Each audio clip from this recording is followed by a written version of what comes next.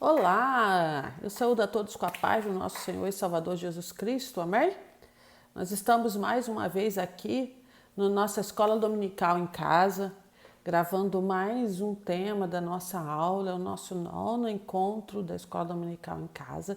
E hoje nós vamos falar de mais uma personagem bíblica, né, da revista Histórias que Inspiram o Novo Testamento, e o tema de hoje é a mulher samaritana.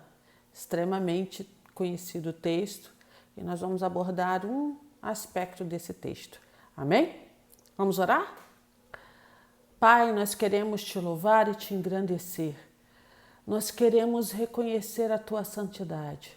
Nós queremos declarar que tu és santo, santo, santo, santo, santo. E que a beleza da tua majestade, ela invade o nosso ser e nos conecta contigo, Pai. Muito obrigada, Senhor, pelo teu amor. Muito obrigada, Senhor, pelo teu carinho. Muito obrigada, Senhor, pelo teu cuidado. Muito obrigada, Pai, porque tu és amor, bondade, benignidade, fidelidade, Pai.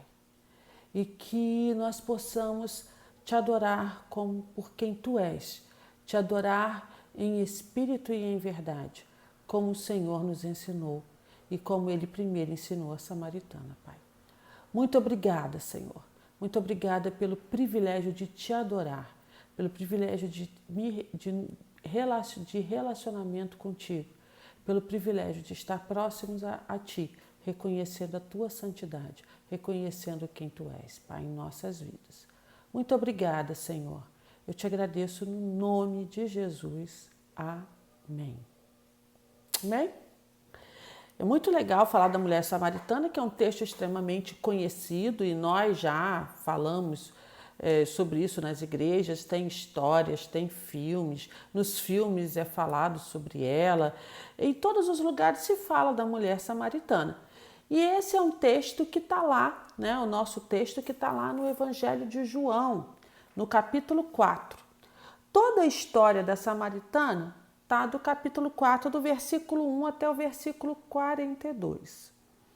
Mas como hoje nós queremos destacar a questão da adoração, e aí nesse contexto da conversa de Jesus, e aí eu vou só introduzir, depois eu vou explicar o que estava acontecendo naquela época, né, para você entender por que é importante a gente falar da mulher samaritana.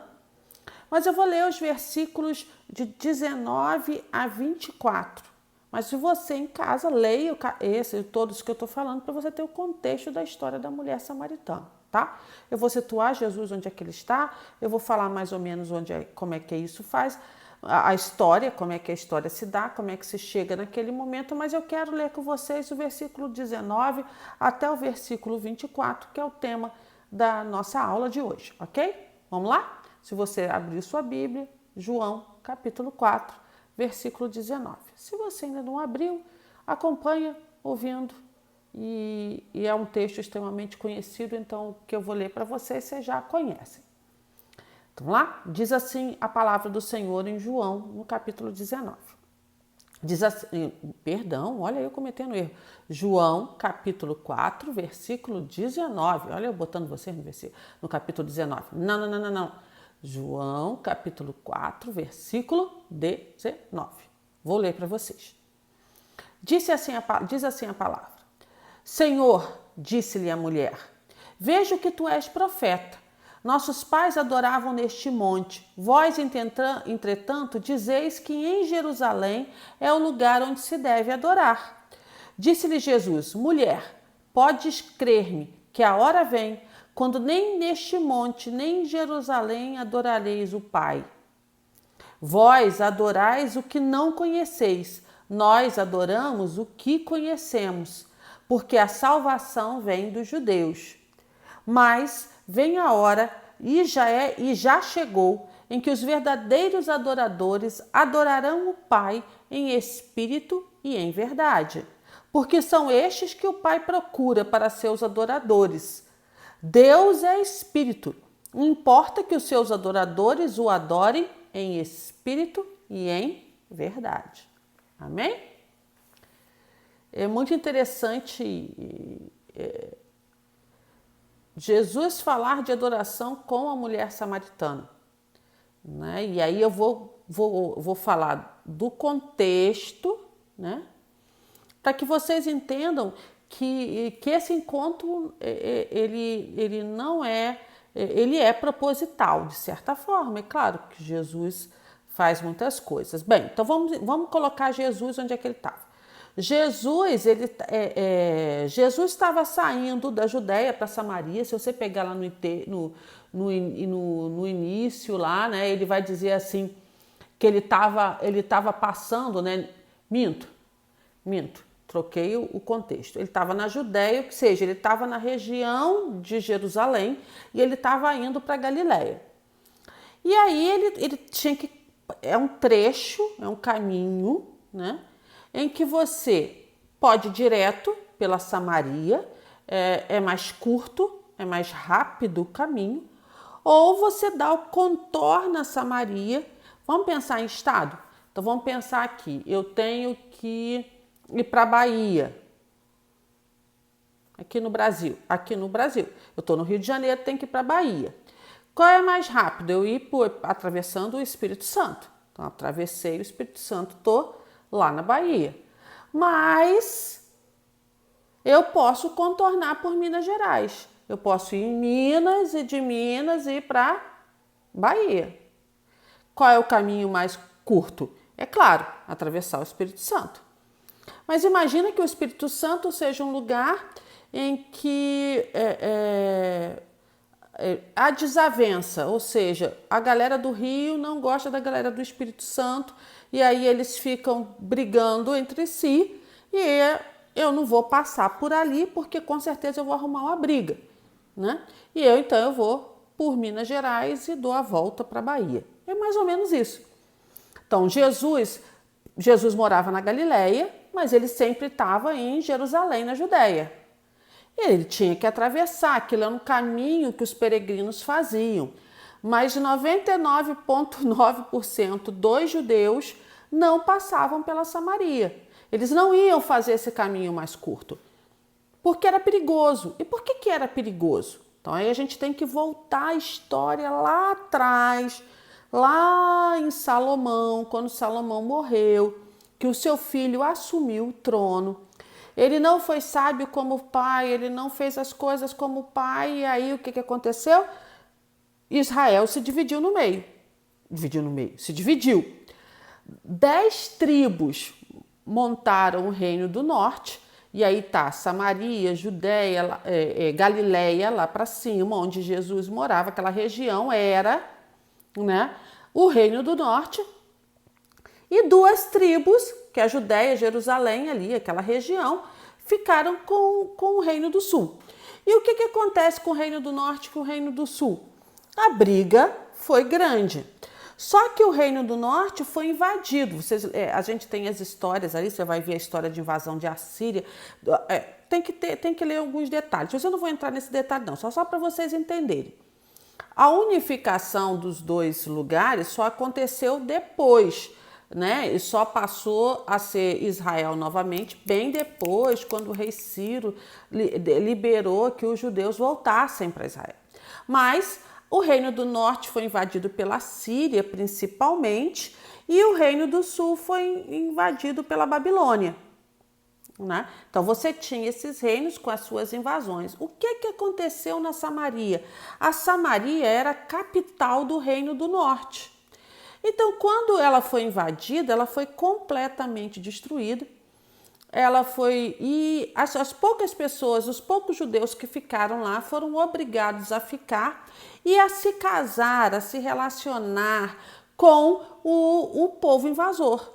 E ao fazer isso, né, as tradições judaicas foram modificadas e desvirtuadas, e ao serem desvirtuadas houve a miscigenação, ou seja, eles cultuavam a Deus, mas de uma maneira própria, uma maneira deles cultuarem, que não era a maneira tradicional judaica. Essa diferença de culto, né? A Samaria cultuava de um jeito e o restante de Israel cultuava de outro, fez com que a Samaria fosse apartada. Era um território em que judeu não ia lá. Judeu não andava lá, judeu não frequentava aquela região, judeu não passava por ali. Ele se considerava impuro se ele passasse pela Samaria. E Jesus justamente escolheu, quando estava voltando da Judéia, voltar pela Samaria. Já é algo extraordinário. Então Jesus resolveu. E aí ele para no poço, fica lá no poço, e uma mulher vai pegar água, e é bom falar que ela está indo pegar água por volta do meio-dia. Não era normal pegar água por volta do meio-dia, ou você pegava de manhã cedo, ou no final da tarde. Ir no meio-dia é sinal de que essa mulher ela não era bem vista pela cidade, né, pelos moradores daquela região. E Jesus está ali num poço, que é um poço muito simbólico, que ele foi cavado por Jacó, e ele é um poço que mina água desde o tempo de Jacó e que a população daquela região bebia água, né, daquele poço que foi feito por Jacó. Tanto que ela fala no texto, quando você lê um texto antes, fala da água viva, né? E Jesus, ela está falando, nosso pai Jacó nos deu esse poço, você vai nos dar água, né? Mas nós não vamos falar disso, né? Jesus está conversando com ela, isso é algo extraordinário. Primeiro, é extraordinário Jesus está passando por aquela região, ele não passa, um judeu normal não passaria. Mais extraordinário, ele está falando com uma mulher, e uma mulher samaritana. Então, ela tem contra ela, independente do que ela faz e do que ela fez ou do que ela poderia falar, ela tem contra ela duas coisas. Ela tem contra ela ser mulher, porque um homem não falaria com uma mulher, e ser samaritana. Então, só por isso ela seria execrada pela maioria dos judeus. Um fariseu jamais falaria com ela, tá? Ela seria ignorada. Então, Jesus para e vai falar com essa mulher. Isso já é algo extraordinário. Mas aí a mulher, a mulher samaritana, e a gente não sabe o nome dela, né? Ela não tem nome, a gente não pode nem nomeá-la, né? Mas a mulher samaritana, ela percebe que ela está falando com alguém, um profeta, e ela tem dúvidas, ela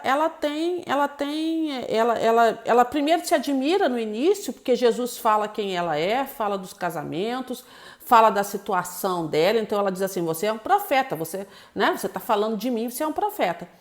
Mas ela começa a questionar Jesus, olha, lá no início do texto, vocês dizem, né? Porque Jesus tinha falado da água viva, que se bebesse da água que ele desse, né? Ela nunca mais teria sede, né? E aí ela fala para Jesus, mas você está me falando isso tudo, mas como é que eu sei disso? Ela tem conhecimento do conflito entre os judeus e os samaritanos, porque ela fala disso, né? Ela se admira de Jesus estar falando com ela. Ela tem conhecimento da história do seu local, porque ela questiona Jesus e diz assim, eu aprendi dos meus pais que eu tenho que adorar a Deus aqui nesse monte. E vocês, judeus, dizem que a gente tem que adorar em Jerusalém.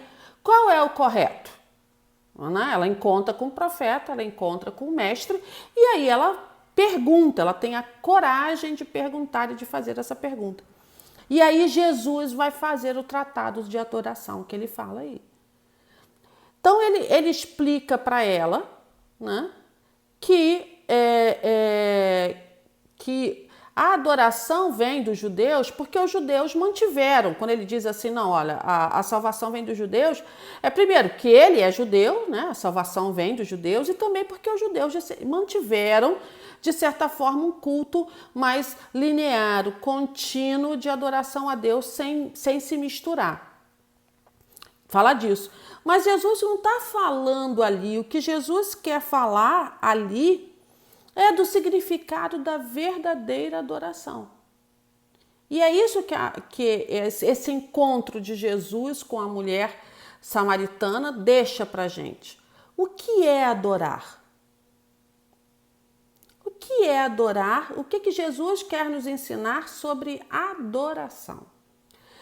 E a gente tem que entender, primeiro, o que é adorar? O que é adorar? O que é adorar para você? Já parou para pensar? Todo mundo fala em adoração, adoração, adoração. Então aí começa a louvar a Deus, a cantar, a fazer as coisas. Mas a adoração é muito mais do que um estado de espírito durante um momento de culto. A adoração tem duas características. A primeira é aquela que a gente conhece, que é prestar culto a Deus. Então eu vou lá e digo que eu humildemente, né, reconheço quem Deus é e eu presto culto a Ele. Eu digo, olha, o Senhor é soberano sobre mim, o Senhor está num patamar maior do que eu, e aí eu vou lhe prestar culto. Ou seja, eu vou dizer que o Senhor é o meu Senhor, né? Que Deus é o meu Senhor, que Deus é aquele que merece culto porque Ele é maior do que eu. Mas adorar é principalmente reconhecer quem Deus é. Por isso que Jesus diz que o Pai procura verdadeiros adoradores que o adorem em espírito e em verdade.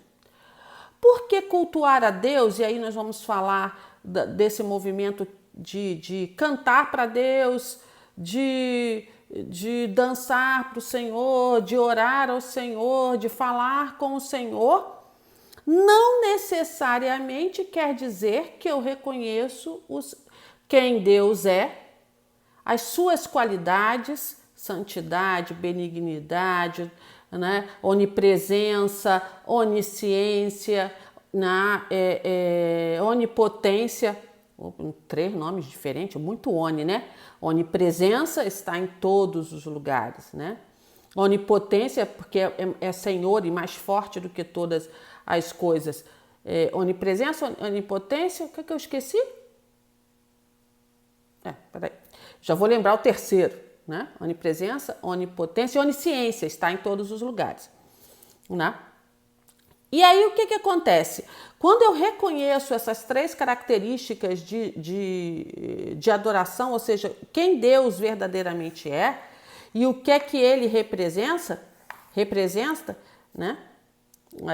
Vou pegar aqui para eu não esquecer, porque isso é muito onisciente, tudo sabe, onipresente, está presente em todos os lugares, onipotente, tudo pode. Vou pegar os 3 textos. Quando eu reconheço as características de Deus e eu sei quem Ele é, eu o adoro em espírito e em verdade, porque eu vou adorá-lo em todas as situações, porque em todas as situações eu vou reconhecer quem Deus é. Mas eu posso prestar culto sem reconhecer quem Deus é. E por isso que Jesus fala, o Senhor procura verdadeiros adoradores que o adorem em espírito e em verdade.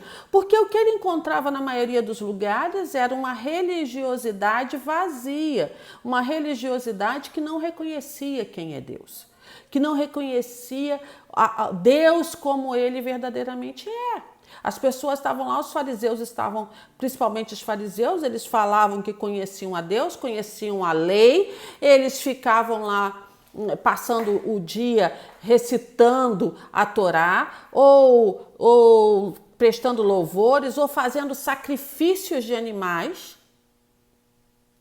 Mas ir no templo, oferecer um animal em sacrifício, recitar a Torá, não significava que você verdadeiramente adorava a Deus. E hoje, a combinação dessas duas coisas é que é importante. Por que eu vou à igreja ou por que eu cultuo a Deus na igreja junto com as outras pessoas? Porque eu sei quem Deus é. Porque eu sei todas as suas qualidades. Porque eu reconheço a grandeza do Deus que eu sirvo. E porque eu reconheço a grandeza do Deus que eu sirvo, porque eu reconheço o amor desse Deus por mim, porque eu reconheço a bondade dele, porque eu me sinto amada e porque eu amo a Deus, eu presto culto. Entende? O verdadeiro adorador é um adorador que se encontra com Deus, que ele verdadeiramente é abraçado pela graça e pelo amor de Deus, e ele reconhece isso no seu espírito, e ele sabe que isso é verdade, e ao reconhecer no espírito e ao saber que é verdade, ele não consegue não cultuar a Deus. Então, ele tem que cultuar a Deus, porque o amor de Deus o invade, porque a graça de Deus o invade, porque ele sabe que Deus é santo, santo, santo, santo, santo, e ele não vai conseguir não declarar isso, porque o amor invade. Se você continuar a ler o texto, quando a mulher samaritana tem essa conversa com Jesus, e Jesus explica para ela o que é adoração, explica para ela o que Deus está querendo dela, a primeira coisa que ela faz é ir declarar isso para a sua comunidade. É ir declarar isso para os seus e chamar os seus para conhecerem Jesus e também verdadeiramente adorarem a Deus. Tanto que o último versículo desse texto que eu estou falando, que eu não li para vocês, é muito interessante, os versículos 41 e 42, que dizem o seguinte assim, ó. Muitos outros creram nele por causa da sua palavra e diziam à mulher, já agora não é pelo que dissestes que nós cremos, mas porque nós mesmos temos ouvido e sabemos que este é verdadeiramente o Salvador do mundo. O relacionamento com Deus gera a verdadeira adoração. E por que gera a verdadeira adoração? Porque eu sei. Porque eu conheço a verdade. Porque eu sei que a verdade está em Deus e se manifestou na terra através de Cristo Jesus para nos salvar. Então, a verdadeira adoração, adorar em espírito e em verdade, significa primeiro que eu me aproximo de Deus. Eu fico mais próxima dele porque eu começo a perceber e a saber quem é Deus. Eu passo a escutar a sua voz, eu passo a reconhecê-lo, meu espírito se alegra de estar na presença dele. E eu vou fazer aquilo, que o meu coração está pedindo. O meu coração vai transbordar em adoração, vai transbordar em amor, vai transbordar em necessidade de declarar que Deus é quem é Deus. Santo, santo, santo, aleluia, aleluia. Deus é maravilhoso. E não tem como você segurar isso. É como se fosse um grande romper dentro de você. E outra coisa é que a adoração, ela dá a direção da nossa vida. Porque a partir do momento que eu adoro, que eu tenho um relacionamento, eu sei para onde eu vou. Eu sei qual vai ser a direção. Porque a direção da minha vida vai passar pela vontade dele, da vontade de Deus, para tudo aquilo que eu for fazer. Então, quanto mais eu adoro em espírito e em verdade, ou seja, quanto mais eu adoro de maneira relacional, que eu me relaciono com Deus, que eu reconheço a graça, que eu reconheço o amor de Deus, que eu reconheço o carinho de Deus por mim, o cuidado de Deus por mim, mais vontade eu tenho de cultuar. E mais vontade eu tenho de declarar isso a Deus, né? Declarar para Ele. E é por isso que cultuar a Deus a gente tem que cultuar a Deus o tempo todo, mas a gente tem que separar alguns momentos especiais, íntimos, pessoais, em que estou só eu e Deus e declarar meu amor por Ele, é uma adoração individual, mas também eu preciso estar com a minha comunidade de fé, para que juntos nós o adoremos e um fortaleça o outro. Então a adoração ela tem essa dimensão individual, mas ela tem a dimensão coletiva. E é na dimensão coletiva que a presença de Deus se manifesta fortemente. Então você tem dois momentos, o momento da intimidade, que é o momento só seu e Deus, e tem o momento coletivo, em que eu vou cultuar. Por isso que é tão importante para a igreja nos momentos de culto coletivo, nos momentos em que a gente está junto, participar dos cultos, né?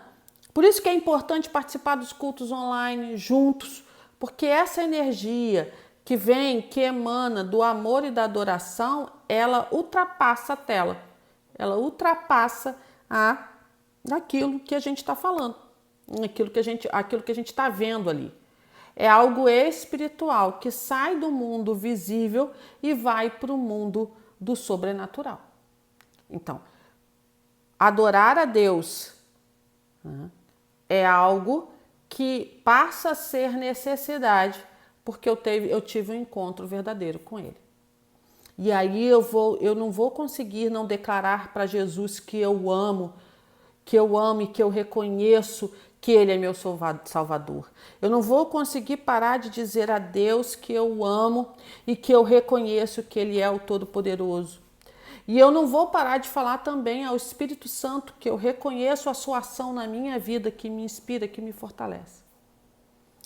Não tem como não viver adorando a Deus quando você o conhece. Você verdadeiramente o adorará em espírito e em verdade. Teu espírito não vai se cansar de querer esta intimidade, essa intimidade cultica e de adoração. Ao mesmo tempo em que cada vez que você se aproxima dele, que você o adora e que você se relaciona com ele de forma íntima, a verdade se instala com mais força e com mais firmeza no seu coração, né? É muito interessante porque nesse tempo em que nós estamos vivendo hoje, né, está sendo gravado no dia 16 de maio para a aula do dia 17 de maio. Né, eu gravo um dia antes, a aula é amanhã, 17 de maio, mas você está ouvindo no dia 17 de maio, mas eu estou gravando no dia 16 de maio de 2020. É a adoração que nos faz seguir, é a adoração que nos faz caminhar, é a adoração que nos faz ter a certeza, né, de que Deus está no controle de todas as coisas. E é a adoração também que nos vai dar força e sabedoria para enfrentar qualquer dificuldade da vida. Então, Deus é espírito, como a palavra diz, e ele espera, né, que os seus adoradores o adorem em espírito e em verdade. Então, meu espírito vai estar conectado com Deus e vai adorá-lo verdadeiramente. E nada vai impedir essa adoração, nada vai atrapalhar essa adoração, né? E principalmente porque Deus nos escuta, Deus nos ouve e Ele sabe a intenção do nosso coração. Então, vamos aproveitar todo o tempo que nós conseguimos para adorar a Deus. Adorar em espírito, adorar em verdade. Adorar todo o tempo, fazendo a vontade dEle, reconhecendo que Ele é soberano, reconhecendo quem Ele é na nossa vida. E quando nós fazemos isso, né, nós nos aproximamos mais do Senhor, estamos mais unidos com Ele. E, consequentemente, estamos mais unidos com a nossa comunidade de fé, porque nós professamos o mesmo amor ao mesmo Deus. Amém? Então, feita essa semana, separe um tempo entre você e Deus, para você adorar a Deus, só você e Ele. Coloque um louvor, comece com um louvor e depois comece a declarar para Ele a sua adoração. Reconheça quem Ele é. Aproveite os momentos de culto da igreja, às quartas-feiras, às 19h30, na página da Igreja Metodista de Nova Iguaçu, no Facebook, e aos domingos, às 19h. Aproveite, faça parte da comunidade de fé, cultue coletivamente. Você vai perceber total diferença na sua vida todos os dias. Amém? Deus te abençoe, Deus te guarde, que você tenha uma semana abençoada e que nós possamos nos encontrar no próximo domingo, tá bem? Um beijo enorme no seu coração. Amo vocês. Até domingo que vem. tá? Beijos!